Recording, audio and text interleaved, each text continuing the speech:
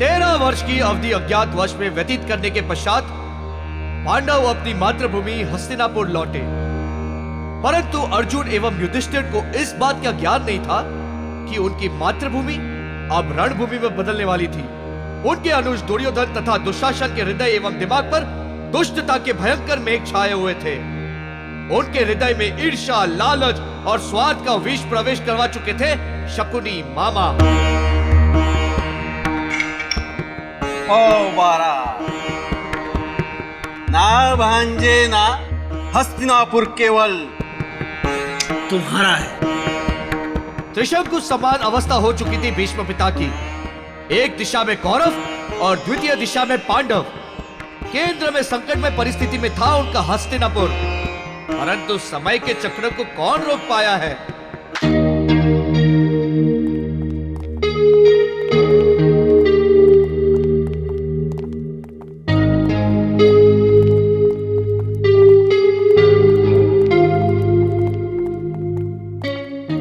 पापा, बात कर ही लेते हैं। हाँ चलो, जैसी तुम्हारी मर्जी।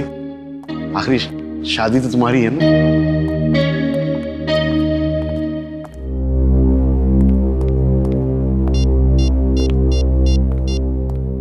हेलो जी, नमस्ते सेठ जी, मुड्डू बोल रहा हूँ। सॉरी मैं आपका फोन उठा नहीं पाया, मेरा शो चल रहा था। हाँ हाँ सेठ जी, हम क्यों नहीं आएंगे। अरे सेठ जी, आपसे 1 लाख रुपए एडवांस ले चुके हैं, शो में क्यों नहीं पहुंचेंगे। समय अनुसार हम सब लोग सीरकपुर पहुंच जाएंगे। बस आपसे एक विनती है सेठ जी, आप मेरे कलाकारों के लिए वहां पर खाने पीने और रहने की व्यवस्था अच्छे ढंग से कर दीजिएगा। ओके सेठ जी। जी जी, नमस्ते, नमस्कार। अरे दिवाकर जी, आप नमस्कार। नमस्कार नमस्कार। आप मुझे जानते हैं?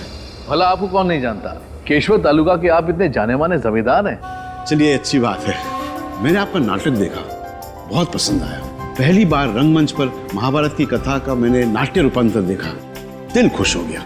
जी बहुत बहुत धन्यवाद। बच्चों की मेहनत रंग ला रही है। आप बताइए मैं क्या कर सकता हूँ, क्या सेवा करूँ आपके लिए। ये मेरी बेटी शालिनी है। नमस्ते। परसों इसकी शादी है। ये तो बड़ी खुशी की बात है। और इसी खुशी को दुगनी करने के लिए मैं चाहता हूँ कि आप अपनी मंडली के साथ इसकी शादी में आए और इसी नाटक का एक प्रस्तुति दें। शादी में महाभारत? क्यों, कोई समस्या है? नहीं नहीं दिवाकर जी, समस्या की कोई बात नहीं। दिवाकर जी, हम लोग तो कलाकार हैं, लोग हमें जहाँ बुलाते हैं हम चले जाते हैं। दरअसल शादियों में संगीत संध्या या डीजे इस तरह के प्रोग्राम होते हैं। तो महाभारत सुनकर मैं थोड़ा सा आश्चर्य हो गया। भाई, मैं जमीन से जुड़ा जमींदार हूँ, संस्कृति से मुझे बहुत लगाव है। खैर, पैसों की बात कर ले। जी, ट्रैवलिंग वगैरह के साथ हम 2 लाख रुपए चार्ज करते हैं, बाकी आपको जैसा देना है आप सोच लीजिए। चलिए ठीक है, 2 लाख में तय हुआ। मैं शाम को आपके गेस्ट हाउस में 25,000 पेशगी के तौर पे भेज दूंगा। चलता हूँ।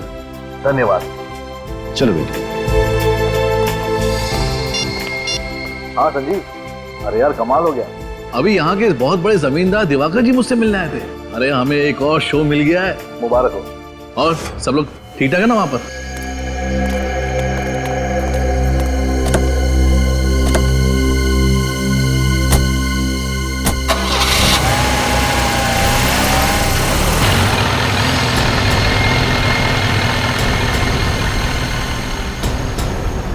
देखो, मैं तुमसे पहले भी कह चुका हूँ और फिर से कह रहा हूँ, ये सब काम अब मुझसे नहीं होगा।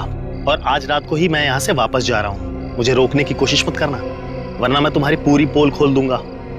चाहे उसके बाद मुझे सजा क्यों न भुगतनी पड़े, मैं तैयार हूँ। समझे? समझ गया। तुम्हारे जैसे होनहार कलाकार को मैं खोना तो नहीं चाहता, मगर क्या करूँ, जाने वाले को कौन रोक सका है। मतलब क्या तुम्हारा? दुर्योधन का वध वैसे तो भीम ने किया था, मगर अफसोस ये काम अब मुझे करना पड़ रहा है। पिता के लाश ठिकाने लगा दो।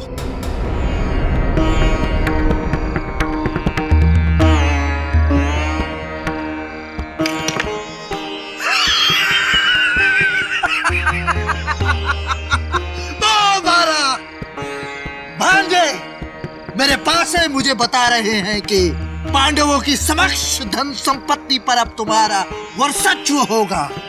मामा श्री, हमारे भ्राता पांडव निर्धन हो चुके हैं। ऐसा प्रतीत होता है कि अब दांव पे लगाने को इनके पास कुछ भी शेष नहीं रह गया। फिर भी तत्पश्चात खेलना चाहते हैं तो दांव पे क्या लगाएंगे, खुद को या इंद्रप्रस्थ को? दुशासन, यदि तुमने इंद्रप्रस्थ का उल्लेख भी किया तो परिणाम बहुत भयंकर हो सकते हैं। बल का प्रयोग हम भी भली भांति जानते हैं अर्जुन। शांत भांजे शांत। क्रोध केवल बुद्धि को नष्ट कर देता है। पांडव परिस्थिति वश विचलित हो गए हैं, इन्हें क्षमा कर दो। युधिष्ठिर पुत्र, यदि तुम चौपड़ के खेल को छोड़कर जाना चाहो तो तुम अवश्य जा सकते हो, किंतु यदि तुम हारे हुए राजपाट को पुनः प्राप्त करना चाहते हो तो तुम इंद्रप्रस्थ को दांव पर लगा सकते हो। एक दावा पुनः राजपाट तुम्हारा पांडवों का हो जाएगा। नहीं भ्राताश्री, नहीं, इंद्रप्रस्थ को हम कदापि दांव पर नहीं लगा सकते। हमारे पास कोई और विकल्प है भी नहीं अनुज। हमारे अधिकार और संपत्ति पर पुनः अधिकार प्राप्त करने के लिए एक दाव और खेलना होगा। चौपड़ का यह खेल पुनः आरंभ किया जाए। इस बार दाव पर क्या लगाओगे पुत्र युधिष्ठिर? दाव पे मैं इंद्रप्रस्थ लगाता हूँ।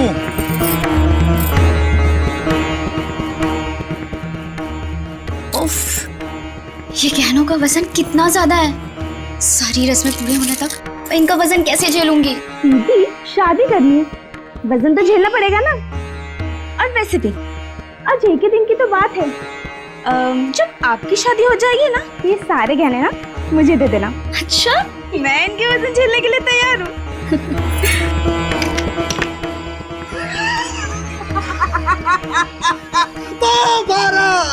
हम जीते पांडे। इंद्रप्रस्थ भी गया, अब दांव पे क्या लगाएंगे भ्राता से? द्रौपदी को? दुशासन,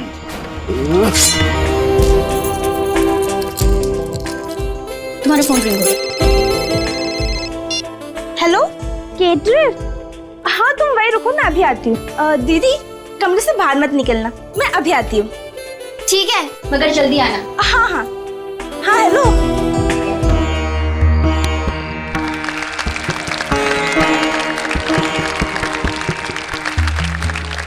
क्या बात है दिवाकर, अतिथियों का स्वागत इस तरीके से करेंगे? जी बिल्कुल, वेशभूषा, लाइट, सेटिंग, सब कुछ एकदम परफेक्ट है।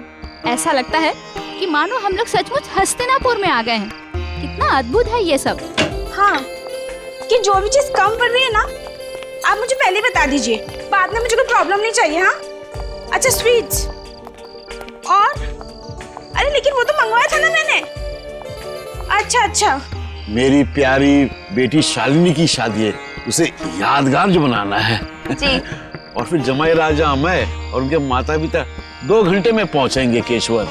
तो मैंने सोचा मेहमानों के लिए कुछ अलग तरीके का इंतजाम किया जाए। मुद्दू साहब जी, बहुत बहुत धन्यवाद। जी बहुत बहुत शुक्रिया, बहुत बहुत शुक्रिया। आप लोगों से निवेदन है, कृपया भोजन के लिए पधारें। आइए। अरे छोटी, तुम इधर?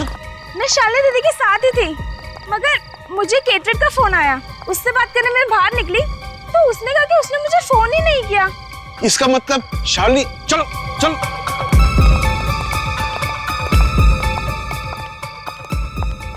चलो चलो देखते हैं कहीं कुछ हो तो नहीं गया। शालिनी,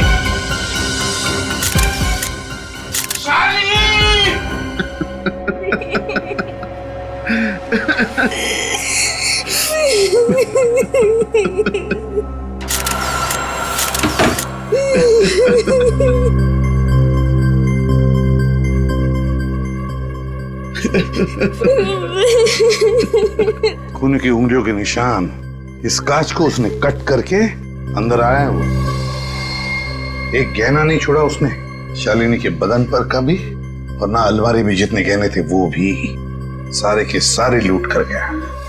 सर, खूनी पूरी प्लानिंग के साथ आया था। आश्रया, मौका देख के उसने ये सब किया है। जैसे उसने देखा कि सारे बाराती वहां मंडप में थे शादी के, और ये शालिनी बेचारी अकेली थी, बस उसने अपना काम कर लिया। लेकिन सर, शालिनी के गले पर ये जो निशान है, ये निशान कैसे बना? ये तो बड़ा अजीब सा निशान।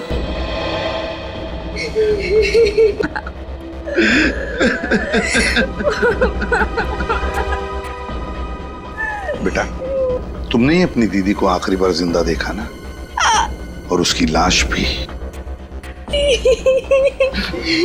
उनको पैसे और गहने चाहिए था तो मुझसे मांग लेता, मेरी जान ले लेता था। मेरी मासूम बच्ची को क्यों मार डाला? मेरी बेटी ने उस खूनी का क्या बिगाड़ा था?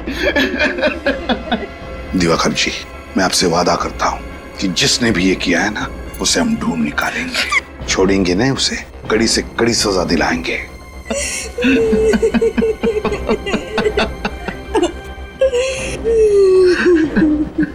श्रेय, निशान उठा। लेकिन सर एक बात समझ में नहीं आ रही है। क्या? ना कोई हाथापाई हुई, ना किसी हथियार का इस्तेमाल किया गया, फिर शालिनी के गले पर ये निशान कैसे बना? ये निशान कैसा, ये साळुंके के बताएगा, और साळुंके के ये भी बताएगा कि शालिनी की मौत हुई कैसे। इसकी शादी की सारी वीडियो फुटेज देखते हैं, सारी की सारी वीडियो फुटेज। दिवाकर जी ने इतनी कड़ी सिक्योरिटी का बंदोबस्त किया था, उनकी सुरक्षा की जिम्मेवारी आप लोगों की थी, फिर भी इतनी बड़ी लापरवाही होगी। उनकी बेटी का खून हो गया, लाखों के गहने चोरी हो गए, आप लोग कहते हैं आपने किसी बार वाले को अंदर आते जाते नहीं देखा। क्या कर रहे थे आप? हमारा विश्वास कीजिए सर, हम तो कड़ी निगरानी रख रहे थे। शालिनी मैडम के कमरे में इतने सारे गहने थे कि उन्हें कोई बाहर ले जाए और हमारी नजरों से बच जाए, ये हो ही नहीं सकता। बाहर वाला नहीं, इसका मतलब ये हुआ कि ये काम किसी अंदर वाले का ही है। क्या आप हम पर शक कर रहे हैं? देखिए, हम बहुत अमीर और इज्जतदार लोगों में से हैं। हमारे पास पैसों की कोई कमी नहीं है। सर, हम तो शालिनी जी को ठीक तरह से जानते भी नहीं थे, हम तो यहाँ सिर्फ नाटक करने आए थे। हाँ सर, जब शालिनी जी का खून हुआ तब नाटक चल रहा था और हम सब लोग वहीं थे। हमें एक एक करके इन सबकी तलाशी लेनी होगी। लेनी ही पड़ेगी तलाशी। चलो हटो, एक एक करके अपनी तलाशी दीजिए।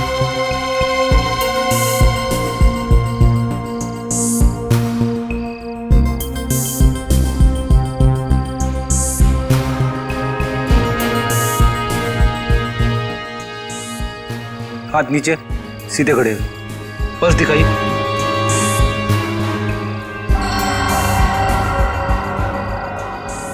बस दिखाइए।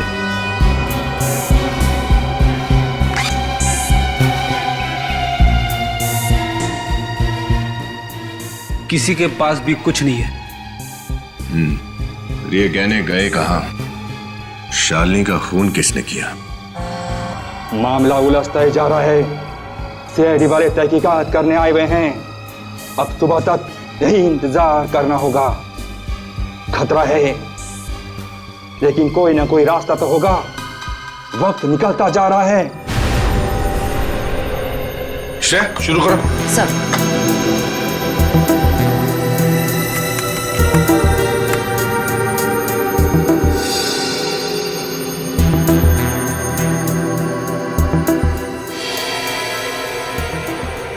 बहुत धूमधाम से की है शादी दिवाकर ने अपनी बेटी की। मेहमान भी बहुत आए हैं। लेकिन सर, इतनी सारी भीड़ में उस खूनी को कैसे ढूंढेंगे? खूनी को हम जरूर ढूंढ निकालेंगे विनीत, जरूर ढूंढ निकालेंगे उसे। श्रेय, एक मिनट जरा पॉज करो। ये जो आदमी पीछे खड़ा है, चुप कर क्यों खड़ा है? ये लगता है किसी पे नजर रख रहा है, मगर किस पर? कौन हो सकता है ये? है कौन ये कलाकार? सर, जब हम सभी कलाकारों से पूछताछ कर रहे थे तब ये वहां पे नहीं था। वहां पे नहीं था ये? नहीं सर। श्रेया, काम करो, इन दोनों लोगों के वीडियो में से फोटो बना लो।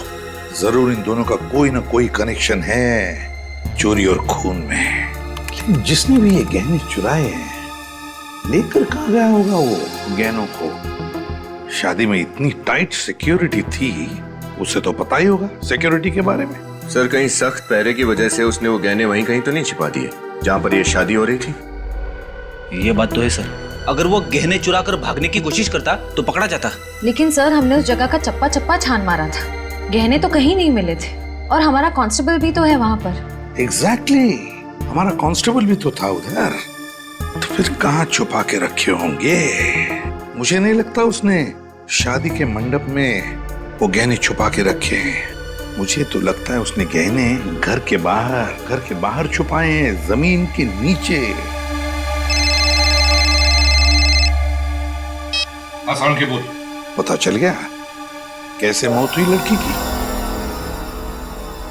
देखिए मद्दू साहब, हम सब यहाँ केवल अपने शौक के लिए काम नहीं करते, अपना पेट पालने के लिए भी काम करते हैं।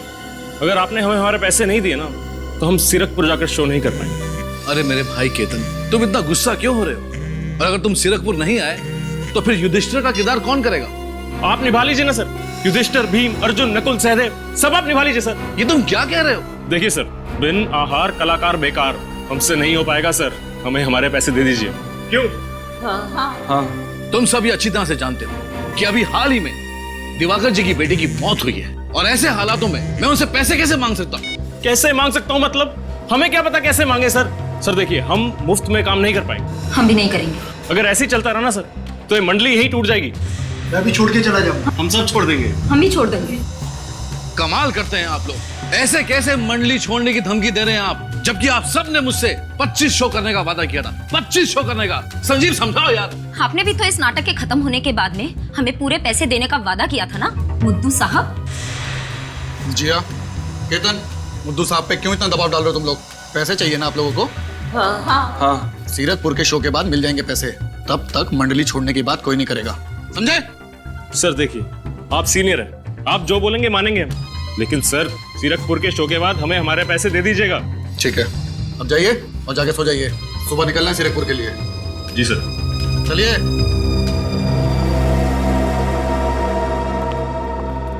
थैंक यू संजीव, ये सब लोग सिर्फ तुम्हारी बात सुनते हैं। आज के बाद तुम ही इन सबको संभालो। और हाँ, उस दिनेश को भी पता नहीं बिना बताए वो कहाँ गायब हो गया। कोशिश कर रहा हूं मैं। जाओ तुम भी सो जाओ। Good night. Good night.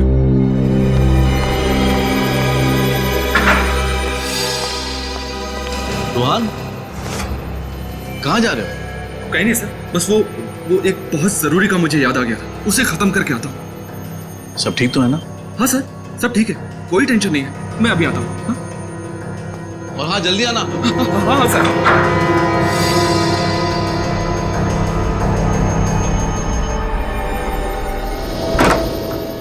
आसान, क्या पता चला इसकी मौत के बारे में? बॉस, इस एक्सरे को जरा गौर से देखो। ये शालिनी के गले का एक्सरे है। सड़के यार, यहाँ पर क्या है? ये कुछ तो है इधर। एग्जैक्टली। इसके गले पर चोट लगी, जिसकी वजह से इसके गले के आसपास की मांसपेशियां फट गई। सर, सिर्फ गला घुटने की वजह से किसी इंसान की ऐसी हालत हो सकती है? नहीं, सिर्फ गला घोटने की वजह से नहीं, कुछ और ही चक्कर है ना? बिल्कुल बॉस, इसके गले पर एक हल्की सी चोट का निशान है। इसी जगह पर इसके कंठ पर खूनी ने वार किया, जिसकी वजह से इसकी नस दब गई और कुछ ही सेकंड में इसकी मौत हो गई। तो क्या सर खूनी ने इसके गले पर मुक्का मारा या किसी भारी चीज से वार किया? नहीं श्रेया, अगर खूनी ने इसके गले पर किसी भारी चीज से या किसी नुकीली चीज से वार किया होता बॉस, तो इसका गला बुरी तरह से कट जाता, बहुत बड़ा जख्म बन जाता। लेकिन यहाँ इसके गले पर तो ऐसा कुछ नहीं। सड़के, अब पहेलियां बुझाना बंद कर और बता क्या हुआ है। ठीक, बताता हूँ क्या हुआ। ये रूमाल, इस रूमाल की वजह से इस शालिनी की मौत हुई। रुमाल से? हाँ सर, रुमाल से कैसे किसी का खून हो सकता है? मैं बताता हूँ कैसे हो सकती है। इस रूमाल पे मैंने पत्थर रख दिया और इसे ऐसे बंद करके जोर से घुमाया। इतनी जोर से घुमाया कि इसके अंदर की चीज सीधी जाकर के सामने वाले के कंठ पर लगी। इतनी जोर से कि उसके गले की नस दब गई। नस दब जाने की वजह से उसके दिमाग में ऑक्सीजन का पहुंचना बंद हो गया और ऑक्सीजन की कमी की वजह से उसकी मौत हो गई। यही सब कुछ हुआ इस शालिनी के साथ। बस ये एक बहुत पुरानी तरकीब है जिसका इस्तेमाल चोर किया करते थे किसी की हत्या करने के लिए। कमाल है सर, ना खून खराबा ना कोई हाथापाई और एक ही पल में इंसान की मौत। खून करने का पुराने जमाने का तरीका नए जमाने में। खूनी चाकू से वार कर सकता था, गोली चला सकता था, पर उसने इतनी पुरानी तरकीब का इस्तेमाल किया, क्यों? कोई तो वजह जरूर है श्रेया, कोई तो वजह जरूर है। सड़कों और उंगलियों के निशानों के बारे में क्या पता चला जिन पर खून लगा हुआ था? एक मिनट। बॉस, ये जो निशान है दरअसल ये खून नहीं है। खून के निशान नहीं है? नहीं, मतलब? ये सिंदूर है। ये निशान सिंदूर के हैं? तो क्या खूनी हाथों पर सिंदूर लगा के गया था खून करने के लिए? सर, हो सकता है कि खूनी कोई औरत हो, क्योंकि कोई आदमी भला अपने हाथों पर सिंदूर क्यों लगाएगा? लगाएगा, कोई आदमी अपने हाथों पर सिंदूर जरूर लगाएगा। याद करो वो वीडियो, शालिनी की शादी का वीडियो।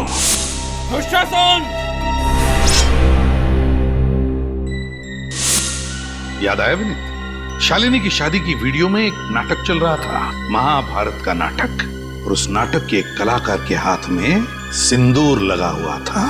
सिंदूर, तो कहीं ये खून उस सिंदूर वाले कलाकार ने तो नहीं किया?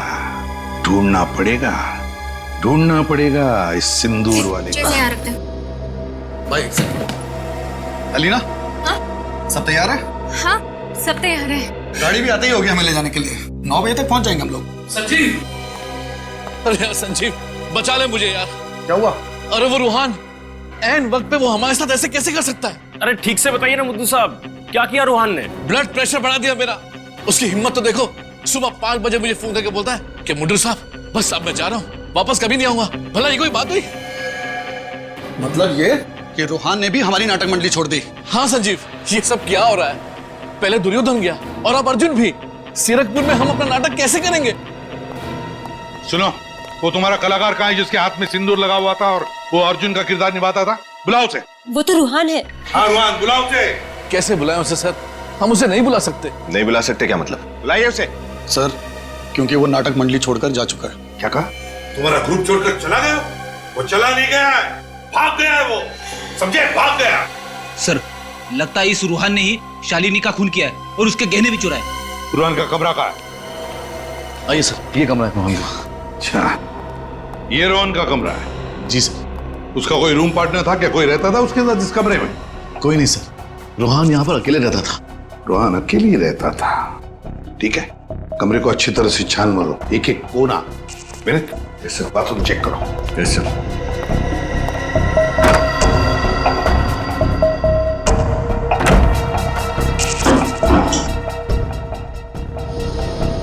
सर। हाँ, क्या है विनीत? ये देखिए सर, मिट्टी।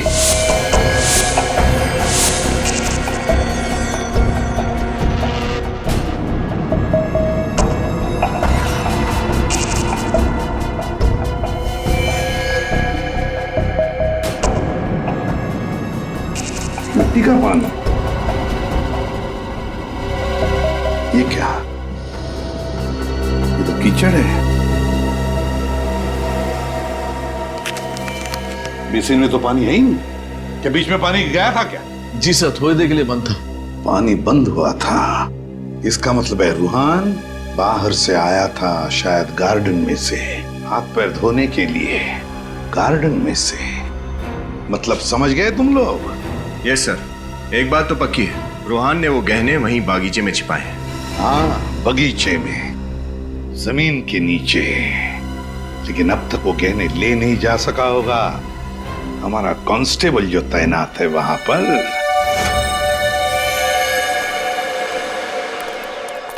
माय गॉड, देखो इसकी नब्ज चालू है क्या?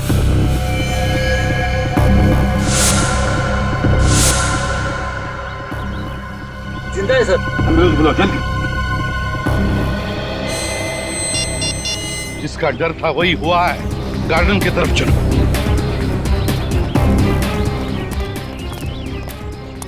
देखो कहीं पर कुछ गड़बड़ लगती है क्या?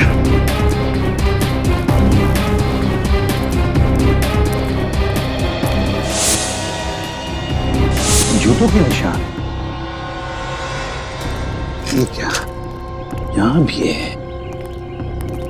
ये देखो, इस तरफ जा रहे हैं। ये देखो, देखा? वहां पर मिट्टी खुदी हुई है। अब देखते हैं।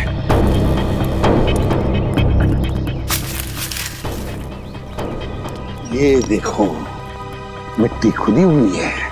मतलब रूहान ने गहने यहीं पर छुपा के रखे थे, यहीं पर। फिर गहने उठाए और भाग गया, हमारे कांस्टेबल को बेहोश करके। ये देखो क्या चमक रहा है जरा, ये कुछ नहीं।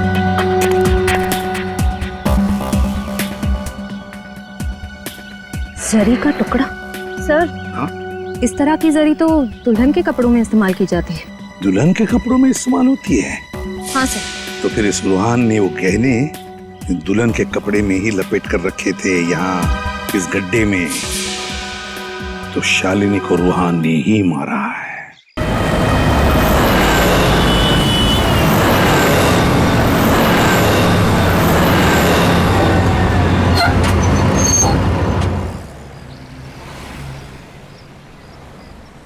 चलो भाई, पहुंच गए सीरकपुर, और ये रहा हमारा डाक बंगला। आ जाओ भाई सब लोग। मुद्दू साहब, पता नहीं हमारी नाटक मंडली को किसकी बुरी नजर लग गई है। ये दिनेश अचानक गायब हो गया, और ये रूहान, चोरी और कत्ल का इल्जाम है उस पर। सीआईडी भी ढूंढ रही है। क्या होगा हमारे नाटक का? अब किसी ने सपने में भी तो नहीं सोचा था ना कि रूहान एक अपराधी निकलेगा। देखो भाई, केशवर में जो कुछ हुआ उसे भूल के अपने काम पे ध्यान दो। रात गई बात गई। लेकिन हाँ संजीव भाई, आज रात में जो 7 बजे का शो है उसका क्या होगा? तो क्या होगा? लाइट, साउंड और स्टेज की जिम्मेदारी हमारी है, और उसे हम अच्छे से निभाएंगे। क्यों? और जगह भी चेक कराएंगे। लेकिन हाँ मुद्दू साहब, बतौर मैनेजर की जिम्मेदारी तो आपको अच्छे से निभाइए। मुद्दू साहब, एक ही कलाकार क्या अर्जुन भी बनेगा और शकुनी भी? नहीं, अपने साथ साथ आप हमारा भी मुंह काला कराएंगे। कम से कम कलाकार का तो इंतजाम करके दीजिए। अरे यार, संजीव कलाकार है, कोई भाजी तरकारी नहीं कि मार्केट गए और पाव किलो और किलो के हिसाब से ले आए। मैं कोशिश कर रहा हूँ ना यार। चल आओ सब आओ। सर, इस किट्टू पाने वाले को पूछ के देते हैं, शायद इसे कुछ पता हो।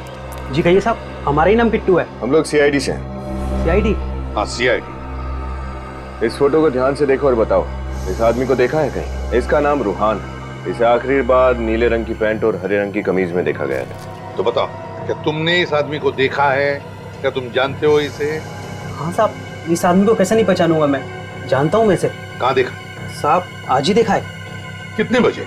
आज सुबह ही, यही कोई लगभग 9 बजे आया था साहब। 9 बजे? जी हाँ 9 बजे। तुम्हें तो पता ही होगा ना, तुम्हारे यहाँ के जमींदार दिवाकर जी की बेटी का खून हुआ। जी हाँ मुझे मालूम है। तो हमें इस आदमी पर शक है कि उनकी बेटी का खून इसने किया है। इस आदमी ने खून किया है? हाँ। क्या तुमने इसे अकेले ही देखा है या फिर इसके साथ कोई और भी था? नहीं साहब, वो तो अकेला ही था। और क्या बता सकते हो इस आदमी के बारे में? हाँ साहब, उसने मुझसे पूछा था कि केशवर बस स्टॉप से सबसे पहली बस कितने बजे निकलेगी। केशवर बस स्टॉप पहली बस? इतने सारे लोग तुम्हारे यहाँ पर आते होंगे खरीदारी करने के लिए, ये रूहानी तुम्हारे दिमाग में कैसे बैठ गया? याद कैसे नहीं रहेगा साहब, वो आदमी बहुत ही अजीब था। मतलब?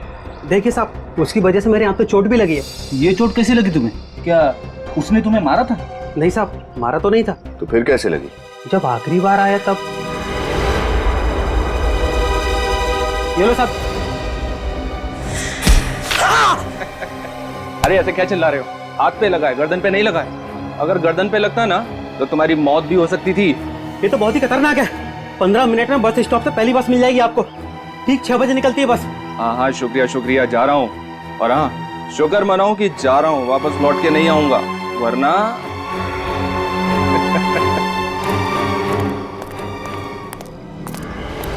रुमाल में पत्थर बांधकर रुमाल घुमाता था। यही है हमारा आदमी, यही है। Thank you. सर, कहीं रूहान सारे गहने उस काले बैग में रखकर भाग तो नहीं गया? सारे गहने लेकर भाग गया है वो, मगर शहर की तरफ गहने बेचने के लिए। कलाभवन नाटक मंडली के कलाकार पर शक है मुझे। रूहान नाम है उसका, रूहान। हाँ, वो यहाँ से काले बैग में गहने लेकर शहर की तरफ आ रहा है, वो गहने बेचने के लिए। देखो हाथ से निकलने न पाए, उसकी फोटो भेज रहा हूँ मैं तुम्हें। गुड। और अभिजीत से कहना इस कलाभवन नाटक मंडली का पूरा इतिहास निकालने के लिए, पूरा इतिहास, सिर्फ रूहान पर नहीं, इस नाटक मंडली के सारे कलाकारों पर शक है मुझे। Okay? Keshwar bus stop, let's go. Sir, ये शिवराम जी हैं, ये नचिकेत जी, नमस्ते सर। ये रंगमंच के बहुत पुराने कलाकार हैं। इन्होंने देश भर में नाटक के कई प्रयोग किए। जीवराम जी, नचिकेत जी, हमें आपकी मदद की जरूरत है। अगर हम सीआईडी के कुछ काम आ सके तो ये हमारा सौभाग्य हो। पंकज,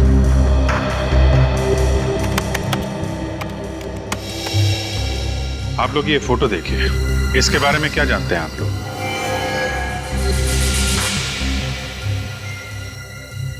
क्या बात है, इस फोटो को देख के आपके चेहरे के हाव भाव कुछ बदल गए? आप लोगों के चेहरे देखकर ऐसा लग रहा है कि आप इस नाटक मंडली के बारे में कोई गहरा राज जानते हैं। बताइए, क्या जानते हैं आप? जी, कला भवन रंगमंच की बहुत पुरानी संस्था है। ये तो हम भी जानते हैं जीवराम जी।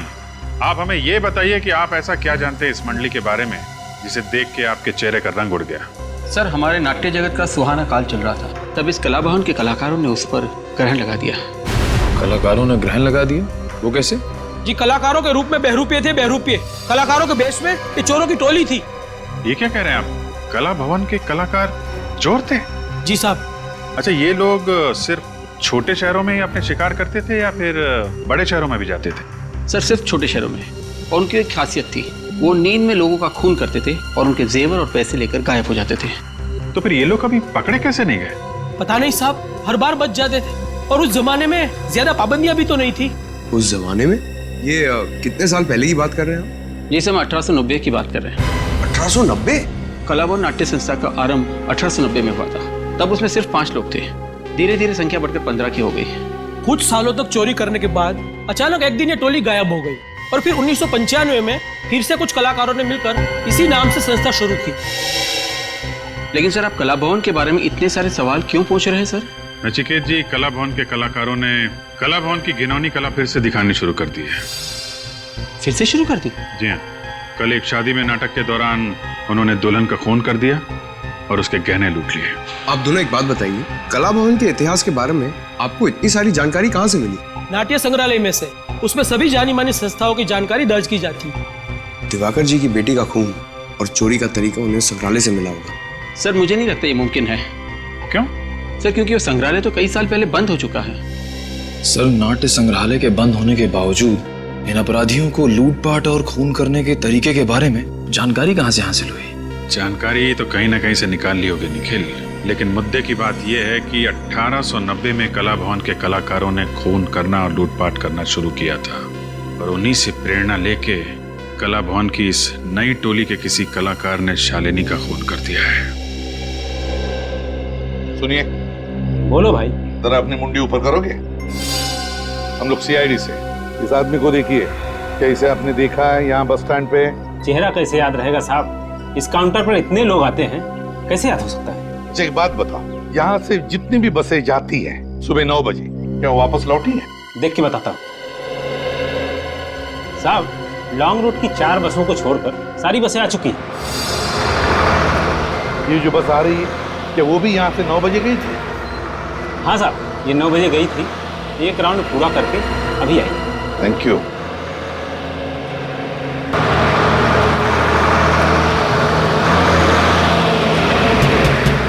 रुको। अरे क्या चाहिए आपको? कौन है आप लोग? हम लोग सीआईडी से। एक बात बताओ, इस आदमी को जानते हो? जी साहब, ये तो वही आदमी है जो उस लड़की के साथ था। लड़की? कौन लड़की? कुछ बता सकते हो उसके बारे में? हाँ साहब, उसने लाल रंग की स्कर्ट पहनी हुई थी, व्हाइट शर्ट, बड़ा सा चश्मा लगाया हुआ था, स्कार्फ और पाँव में लंबी एड़ी वाला सैंडल था साहब, जैसे वो शहर की लड़कियां पहनती है ना साहब, वैसा। और क्या बता सकते हो? साहब, हम जब यहाँ पर पहुंचे तब तो ये लड़की यहाँ अकेली खड़ी हुई थी, शायद इसी आदमी का इंतजार कर रही थी। बाद में जब बस यहाँ से निकलने लगी तो ये आदमी यहाँ भागता हुआ आया, ये दोनों एक दूसरे को देखकर मुस्कुराए, फिर हमारी बस में चढ़ गए। अच्छा, और उतरे कहाँ? साहब, वेलापुर स्टॉप पे उतरे थे 11 बजे। वेलापुर 11 बजे? मतलब ये रूहान वेलापुर गया है। वेलापुर। घड़ी आ चुकी थी संबंधों के प्रलय की।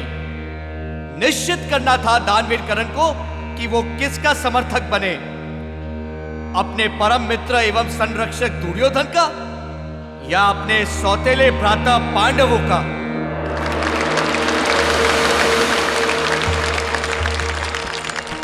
हमारे प्रिय मित्र कर्ण, आप केवल हमारे मित्र ही नहीं, हमारे भ्राता स्वरूप भी हैं।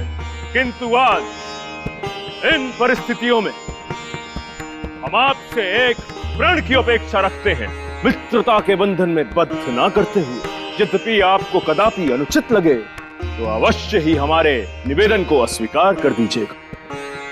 प्रण ही नहीं, यदि प्राण भी मांगोगे तो कर्ण के कदम लड़खड़ाएंगे नहीं। सखा दुर्योधन, हमें आभास है कि आपकी मंशा क्या है। मैं सूतपुत्र कर्ण वचनबद्ध होता हूं कि महाभारत के युद्ध में जिस समय तक मेरे शरीर में श्वास रहेगी, शत्रु की तलवार आपके शरीर से रक्त की एक बूंद भी निकाल न सकेगी।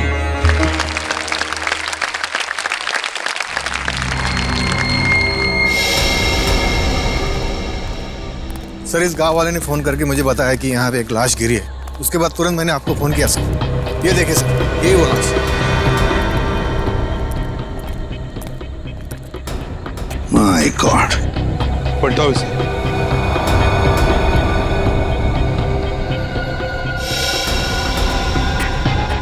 सर, ये तो रूहान है। अरे बैग खोलो।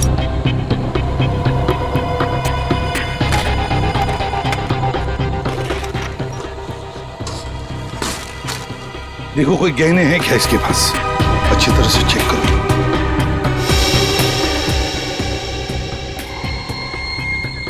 नहीं सर, इसकी जेब में भी कुछ नहीं।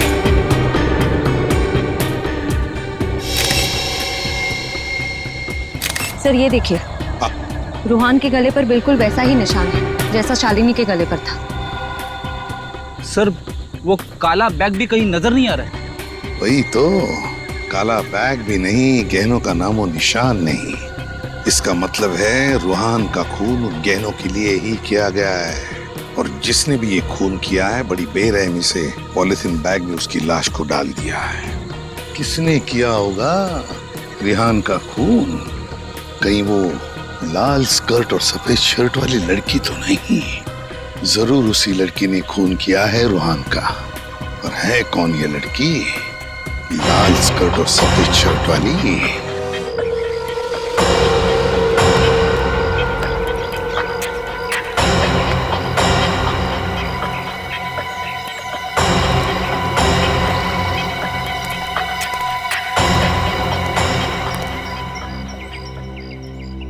सर। हाँ विनय। सर, रूहान की लाश को फोरेंसिक लैब भिजवा दिया सर। गुड। सर, हाँ, आसपास कहीं पे सुराग या सबूत भी तो नहीं है। अब कैसे पता चलेगा कि रूहान का खून किसने किया है? सुराग और सबूत नहीं मिला तो क्या हुआ फ्रेडी? गवाह तो हैं, लोगों की गिनती भी बढ़ गई है। किसी ने तो देखा होगा रूहान को और उस लड़की को। कौन सी लड़की सर? जिस लड़की की हम बात कर रहे हैं उसने लाल रंग की स्कर्ट पहनी हुई थी, सफेद रंग की कमीज, एक काला चश्मा लगाया हुआ था और स्कार्फ ओढ़ा हुआ था। मैंने नहीं देखा सर। मैंने देखा था साहब। साहब, जैसा हुलिया आप बता रहे हैं वैसे हुलिया वाली लड़की को मैंने देखा था। कहाँ देखा था उसे? मेरी चाय की दुकान के सामने एक बस स्टॉप है, वहां पे देखा था साहब।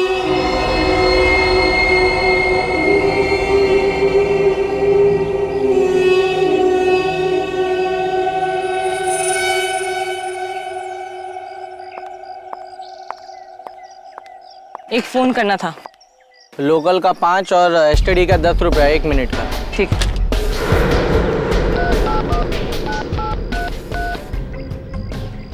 मेम साहब, आपके पास मोबाइल है और आप यहाँ से फ़ोन कर रहे हो? तो अपना काम से काम रखो। हेलो, हाँ मैं बोल रही हूँ। मुझे माल मिल गया, मैं वेला पुल से निकल के 2 घंटे में पहुँच जाऊँगी। ये लो, छुट्टा देने की जरूरत नहीं है। अजीब लड़की है।